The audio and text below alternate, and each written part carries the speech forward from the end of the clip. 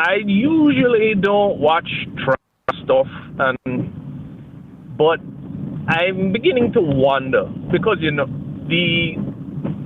there's definitely seems to be a cultural effect to this whole Depp versus Heard thing because of the chilling effect it seems to be having on women in abuse. Because it seems like folks have been watching the trial and it's been causing trauma, and people have this kind of decided, hey, I ain't going to go through with reporting their individual abuse cases. Matt, regardless of what. It seems like the YouTube stream the particulars. broke. Okay, hold on one sec, Dave. Keep going.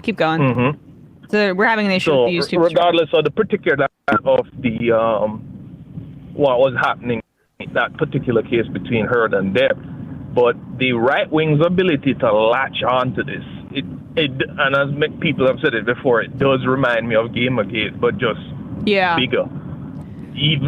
Even though my personal feelings of it, I kind of think Heard was the abuser in this scenario, but again, exception to the rule, because most of the times it's the...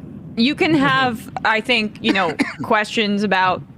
personal questions about, her. It seems like she lied in multiple instances, frankly. But I'm very uncomfortable with how it's been capitalized on by the right. The GOP tweeted out... That's what's making me uncomfortable, too. Yeah, the GOP tweeted out a Jack Sparrow thing, because really, and you got to just understand why people are activating and what subtext they're activating. Yeah. And it's that Me Too was a bunch of women lying. Right, like that, and like honestly, this is a crazy case to me because like I haven't been following it. Wait, just save it because I want to do this for this Crowder clip that we're coming up. Okay. Yeah. Sorry, Dave. Just make your point, and then we're gonna kind of analyze this in a clip. If that's okay. No problem. Yeah. So my view, I'm just pulling over, but so my view of it is that while yes, in this case, she might not be what people think. What I do find disturbing is how it has just activated certain elements. Because like when I'm talking with regular folks, they're like, "Oh, see, this is how a woman bad all the time, Yeah. And that type of thing going on in their heads.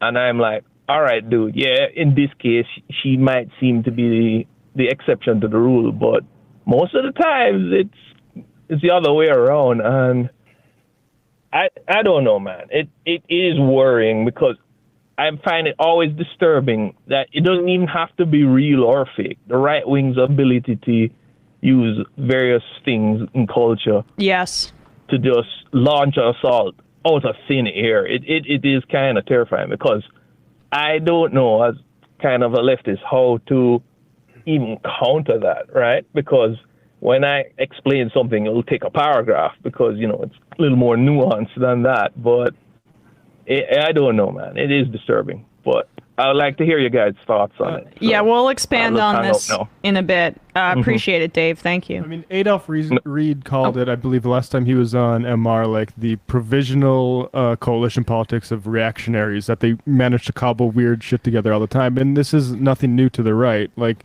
you had satanic panic stuff in the 80s. I'm sure every decade you go back, you can find a fake thing that they're using to whip up votes with.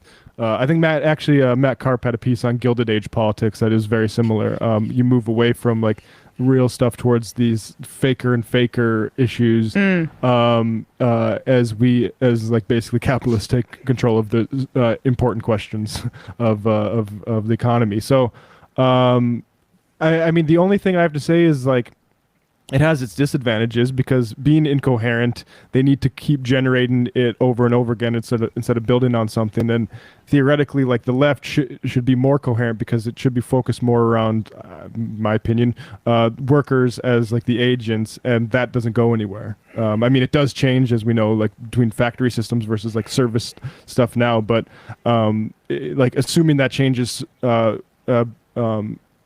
everything would have made you not expect Starbucks workers to unionize, for instance.